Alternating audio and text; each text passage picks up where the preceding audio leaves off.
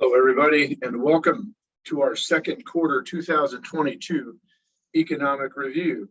I'm Don Houston with United States Investors International.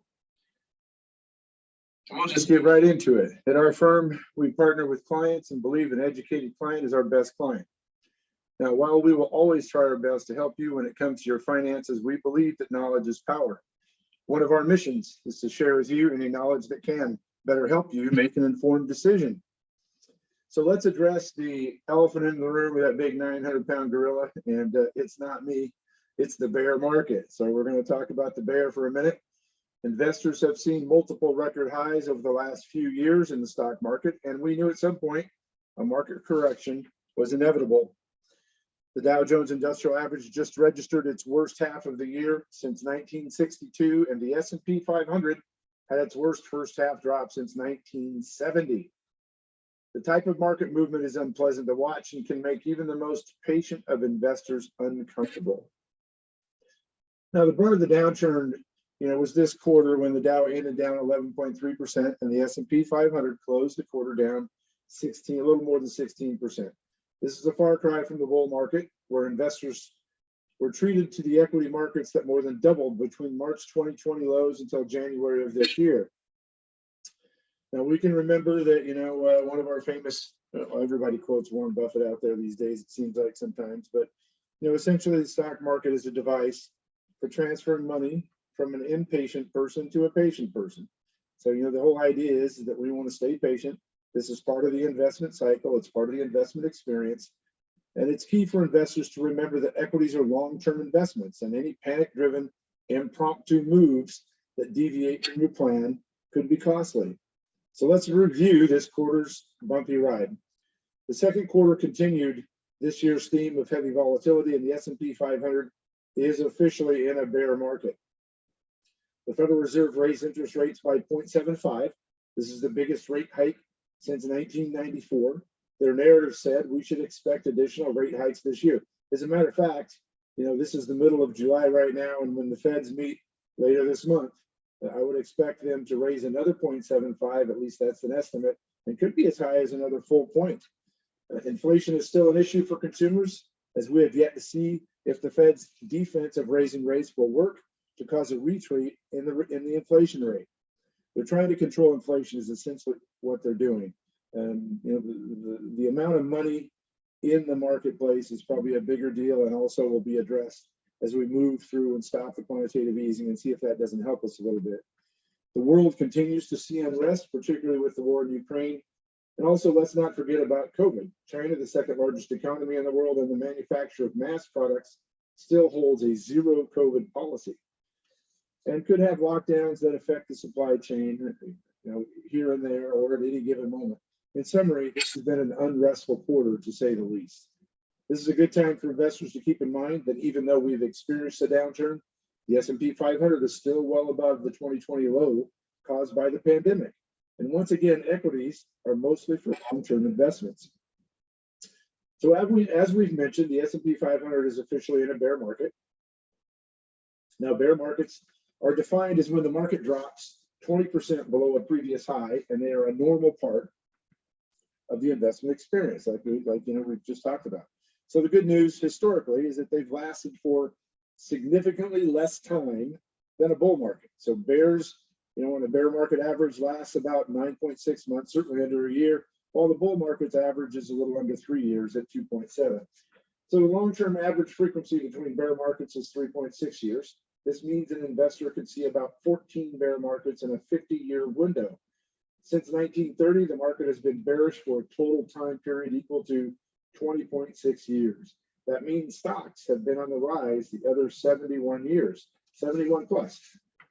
Many reports are saying that recessions usually follow bear markets. However, facts share that of the 26 recorded bear markets, a little more than half the time that came with recession. So, it looks like we may have a recession. There's certainly, predicting something like, a 30+% chance. They're trying to have the soft landing if you watch news all the time, which I hope you're not. I hope you just quit watching all that stuff and, tune in a little bit here and there and stay abreast with what's happening globally. But, there's no sense in watching that thing all day long. The actual definition of a recession is defined by the National Bureau of Economic Research's Business Cycle Dating Committee. They explained that a recession involves a significant decline in economic activity that is spread across the economy and lasts more than a few months. While we now have 2 consecutive quarters of declining gross domestic product, or GDC, the U.S. Department of Labor statistics show unemployment at 3.6% in May, the lowest since the pandemic, and consumer spending is still strong despite inflation. Remember, equity markets are still well above pandemic-derived declines. While possible, numerous experts believe we will not see a recession in the near future. However, there's a cause for concern, and we keep a very close eye on the economic environment and the indicators of a recession. Please also understand that even if we do go into a recession, this does not mean that investors will get wiped out. Remember, a recession does not equal the Great Depression. That's not what we're talking about here. Is it fun? Not necessarily. I mean, it is part of the investment experience, like we mentioned before, but there's no established formal inflation target. So the Federal Reserve generally believes that an approximate 2% rate of inflation is acceptable. The annual inflation rate for the United States was 8.6% for the 12 months that ended this past May of 2022. So where are we seeing it the most? Gas prices for sure, right?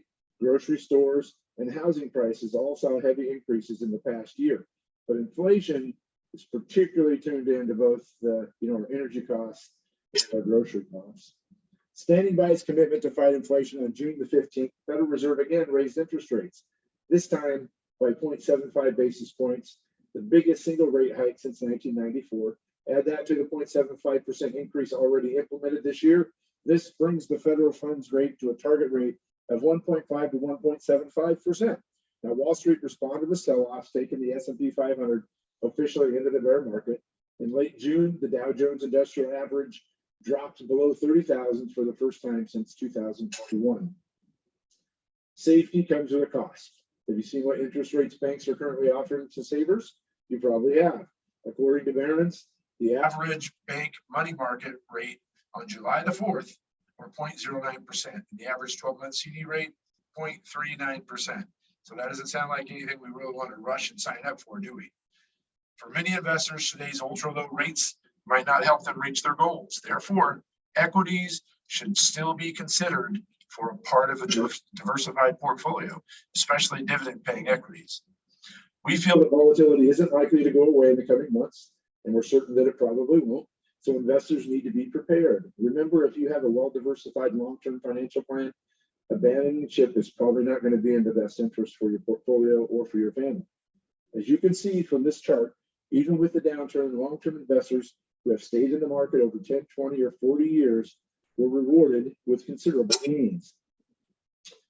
Being knowledgeable of the cycle of emotional investing is wise, and it's a theory every investor should understand. The current market environment is most certainly testing the discipline of investors. Some investors panic and jump ship during times of volatility, while others choose to ride it out and wait for calmer waters. Where are we at here? We know what we're doing, right? So we can see that, we have the euphorias, we have the anxieties, we have, the defeated feeling sometimes, and then, it comes back into the other side where we come back to optimism and excitement. And, we try to stay in between, both the euphoria space and the defeated space. You guys know that those of you who have worked with me over the years, we try to stay right in the groove there. We like to have value, we like to have dividends, and of course, we put a little growth in there and we just stay the course, and everything works itself out over time. Having a comprehensive financial plan takes into consideration how you will react to each one of these cycles before it happens. And this helps you and helps us to make the best non-emotional decisions in order to maintain that hard-earned money that you've saved over your lifetime. Now let's review our outlook for the upcoming months. In the approaching months, we expect to see more interest rate hikes from the Feds. This month, like we talked about earlier, it looks like they're going to raise it again, at least 0.75. The cost of loans are getting higher. Most notably, mortgage rates are going up. If you're planning to buy any large interest-bearing purchase or make any large interest-bearing purchase, you may want to consider having liquidity for any of these purchases available. As we mentioned earlier, there are still many variables like geopolitical unrest and continuing health concerns that could affect the speed and the direction of the economy. So we're keeping a watchful eye on events and any changes that may affect, what our personal situations are. Here are some things we feel would be beneficial to do in light of rising interest rates. Review all of your income producing investments, lock in mortgage rates or consider refinancing. And that's something we should have already done. We've been talking about that for a number of years. So I believe we should already be in a good spot there. Again, keep some liquidity for our near-term needs. And so sometimes, you've probably heard us say it before, sometimes cash can be king. And, it's a good time to have a little bit of cash right now. Reevaluate and confirm, your cash flow needs, which that's another thing we do when we meet, right? We have our meetings and we take a look at what kind of cash flows we need to have and where we're at and what our portfolios pay and how we use the money. Sometime this year, conduct a full review of your financial plan with us. We've been doing that this summer, this last quarter, and we'll do it again going into the fourth quarter of this coming year. During this review, we can look at risk management, how well diversified your plan is, and revisit time horizons just to make sure all these items are still compatible with our goals. The last few years have reminded us that anything can happen, and usually it does, right? That's one of the things I've said many times. Anything can happen, and sometimes it does. That's why we always abide by our mantra of proceed with caution. These are challenging times for investors. There's no doubt about that.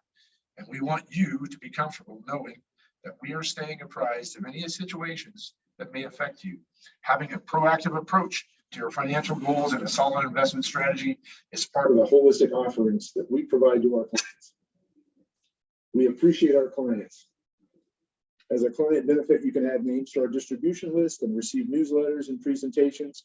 And we hope you'll take advantage of this and add 2 or 3 names or more to our list. The people that want to stay abreast with what's going on, it's a much better place to receive information from us than it is to be looking at all the news channels and the different things they're doing. Remember, they're trying to sell headlines and they're selling news products.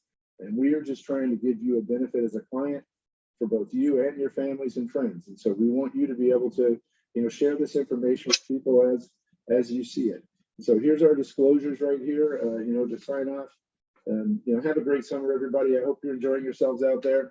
The news is what the news is, and it's not that big of a deal.